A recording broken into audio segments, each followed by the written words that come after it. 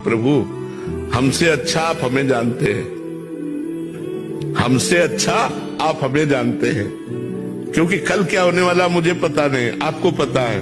नाथ, जैसे हमारा मंगल हो, भाव हमारा होना चाहिए, जैसे हमारा मंगल हो मैं आपकी शरण में हूं। आप हमको वही सद्बुद्धि दीजिए, वही हमसे आचरण करवाइए, वही हमसे बात बुलवाइए जिससे हमारा मंगल हो। प्रभु, हमारी वाणी में बैठ जाइए, हमारे हृदय में बैठ जाइए, आप हमारे द्वारा कोई अमंगल कार्य न करवाइए। प्रभु, हमसे अच्छा आप हमें जानते हैं, हमसे अच्छा आप हमें जानते हैं, क्योंकि कल क्या होने वाला मुझे पता नहीं, आपको पता है।